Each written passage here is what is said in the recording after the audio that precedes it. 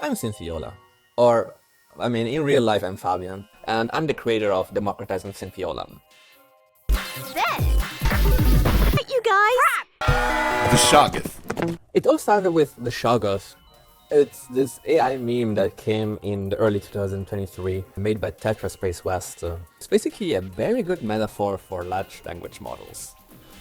I wanted to tell a very human story, saying that if you start to humanize large language models, you also kind of dehumanize humans. So let's talk now about the animation in itself. Coming from my previous project, Reflection of a Reflection of a Reflection, I tried there to mix 3D animation with Stable Diffusion. And this time use 2D animation with Stable Diffusion and also animative. So right from the beginning, I had to do a lot of experimentation. It was always difficult to keep the authenticity of 2D animation intact the moment it was going through the generative model. After trying out different ways to use color, different ways to use textures, I ended up with the result you saw in the film.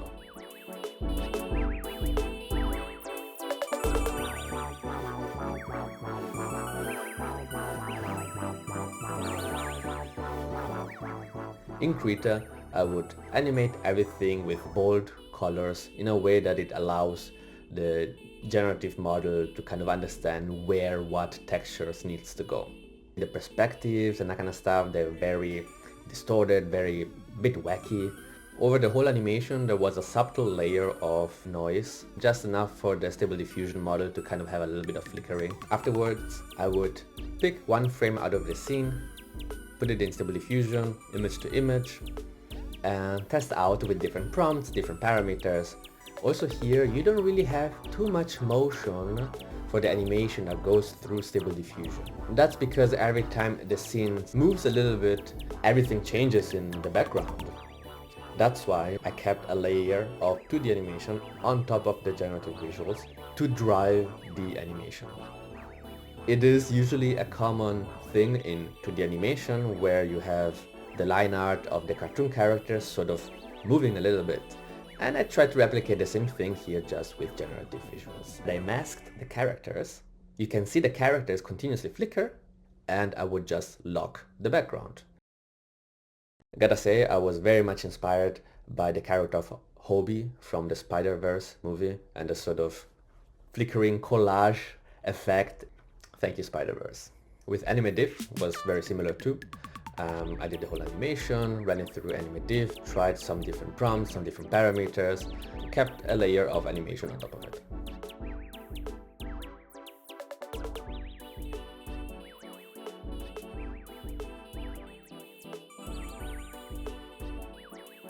On the side, I also used a lot of Midjourney for some of the backgrounds to kind of then give it to animative. I also used Gen 3 Alpha for the last scene where it all kind of becomes very crazy.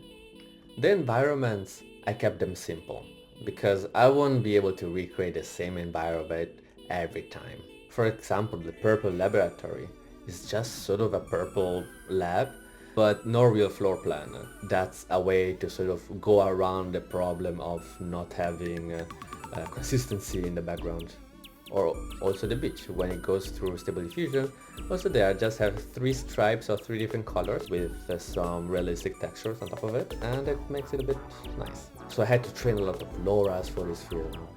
That LoRa is just a small fine-tuned model for Stable Diffusion to be able to recreate something that you teach it. And that means I also had to create a dataset for each of these LoRa's. For example, from Prot and from SynthProt, for the laboratory, for Synthiola and Diola, and wait, that character kinda looks like me. Sometimes I forget that Synthiola even resembles me.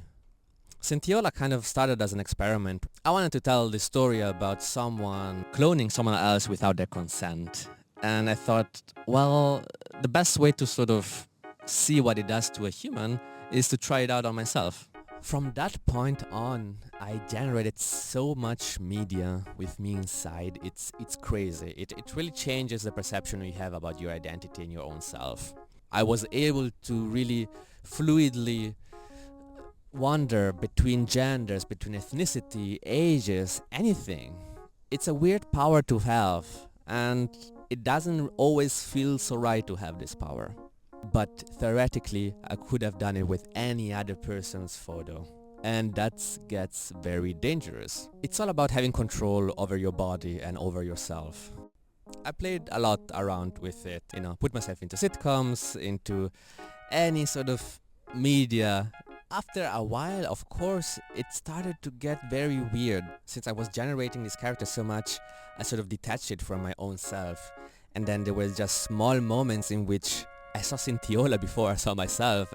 After almost a year of that, I shaved my beard.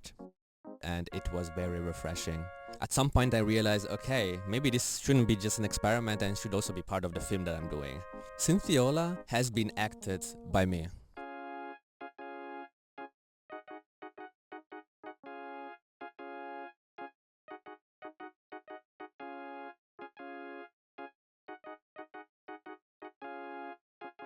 Yola and Prot, those are fully animated. Let's have a look.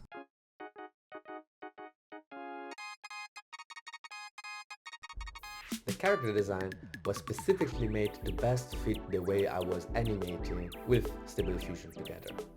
I first worked on Synthiola. I tried to make her very realistic with the body shape, and it was just not working so well. Meanwhile, I was also kind of developing Prot, and I kind of understood it was this fluffy cotton candy character. The more I went on, the more the characters got very simplified. And from there, I sort of translated that visual language to Yola, the arms that give a lot of the expressiveness to the character. You got the glasses that very cleverly hide the eyes so that you don't have to look at generated eyes the whole time because they just look soulless. And at the end, we have Sam, the character. Until the very end, I thought Sam was gonna have a very human-like figure, but basically Sam is just a pill-shaped character based off of another film I did. It's a mirror that reflects your individuality. By becoming a smarter version of Mark, I can now simulate his behavior.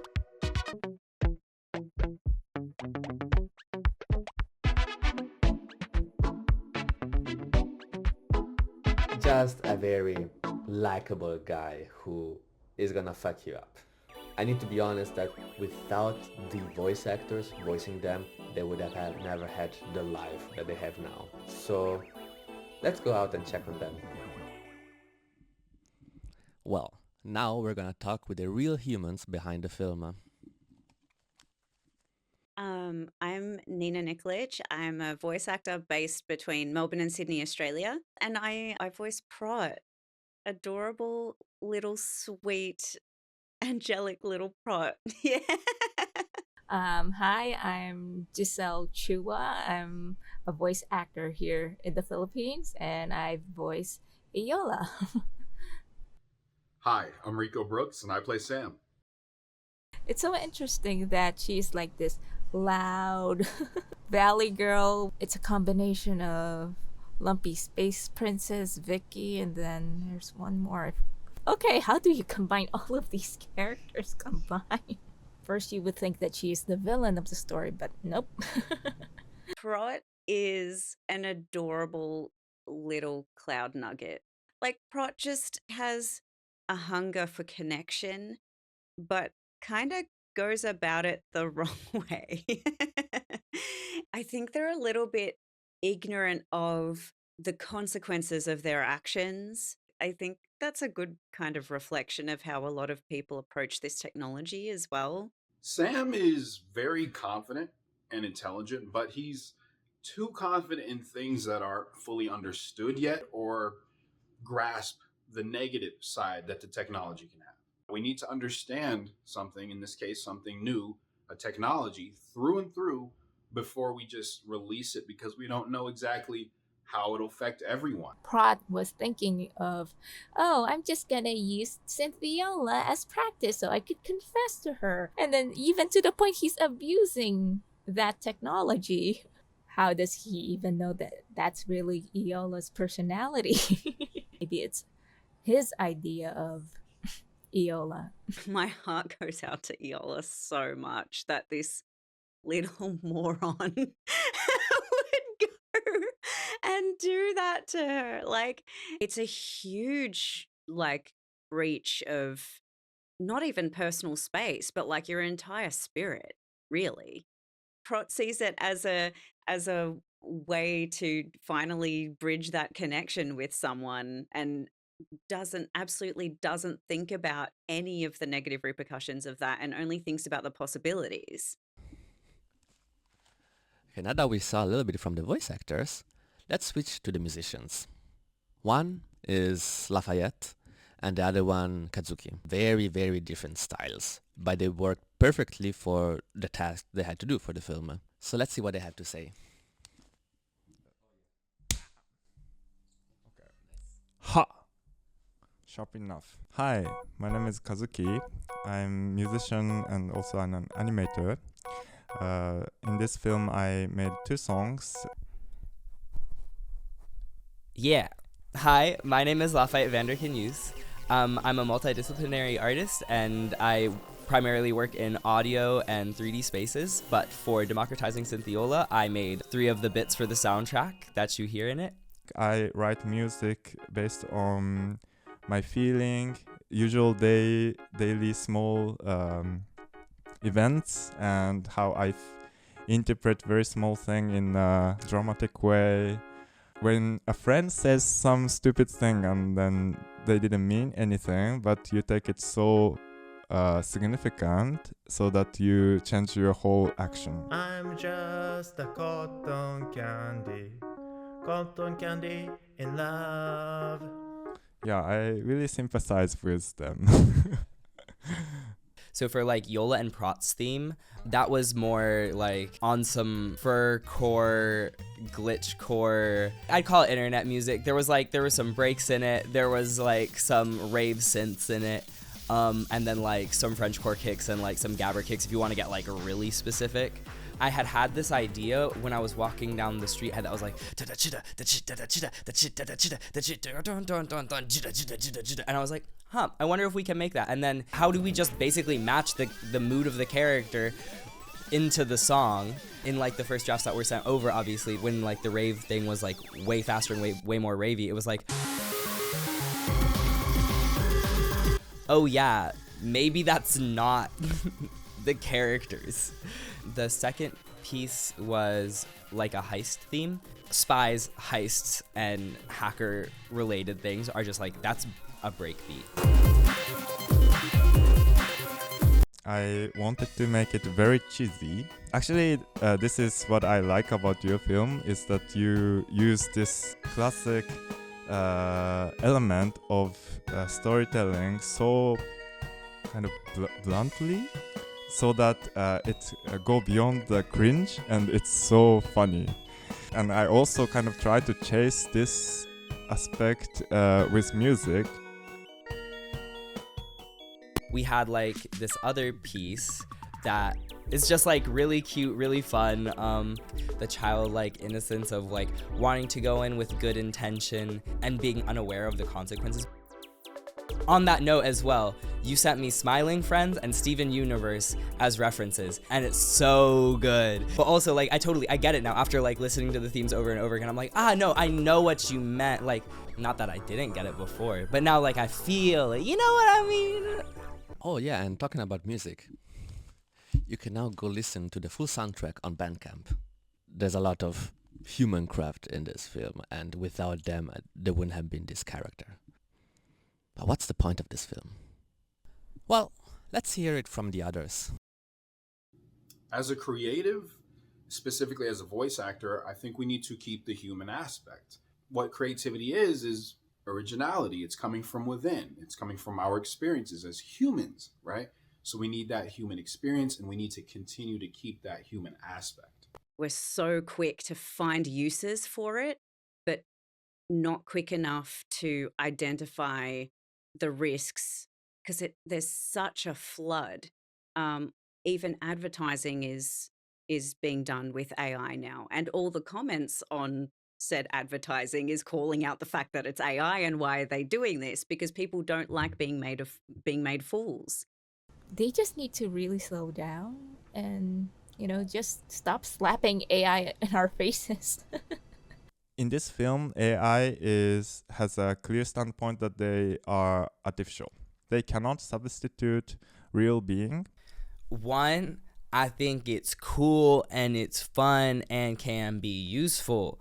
On the other hand, I would say by the time that companies start to use it and implement it or try to sell it off for profit and for like capitalism and like the erasure of humanity, I don't think that's cool. Like, I know for a fact that people might dislike the fact that I've done something like this, right? But I only went through with it feeling perfectly okay with the discussions that we had around it, the limitations that we set up around this, the intent and the context of what you were doing with the piece was all contextual in my decision to say yes, right? Don't beat yourself up. You just need to get a bit better in asking her out. Prot put so much work in creating me. Stop being such a bitch about it. First, I was a little apprehensive, but you did mention that we had a written contract and we both agreed that this voice is just strictly for this project. You will delete it, hopefully.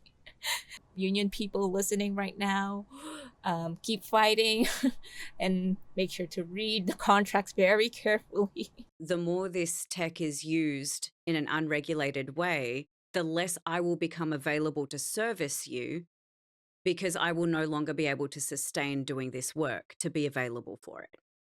Like, if you want to work with me in future, I might not be here because this tech exists, and you're going to be stuck with that tech, whether you like it or not.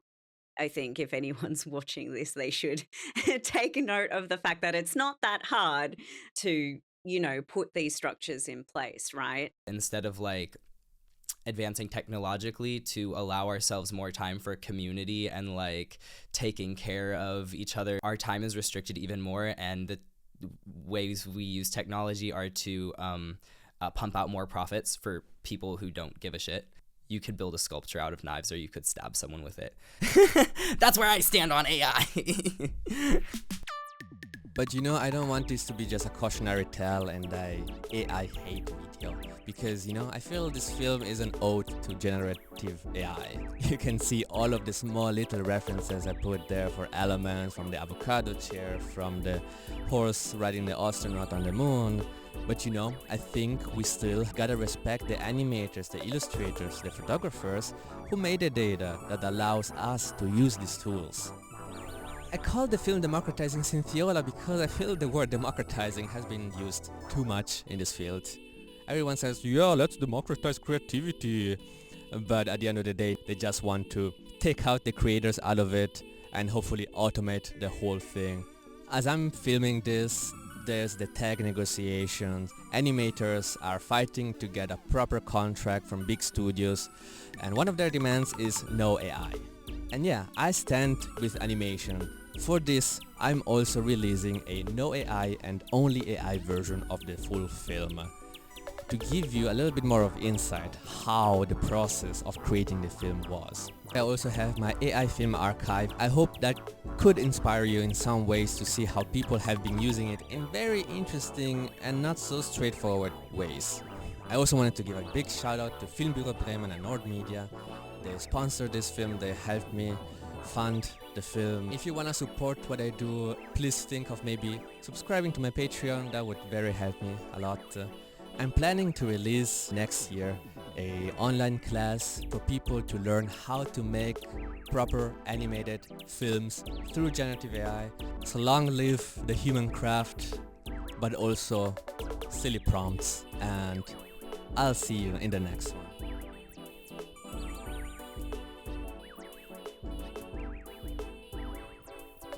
Ciao, ciao. Thank you all so much for coming. Enjoy the film and have a great day.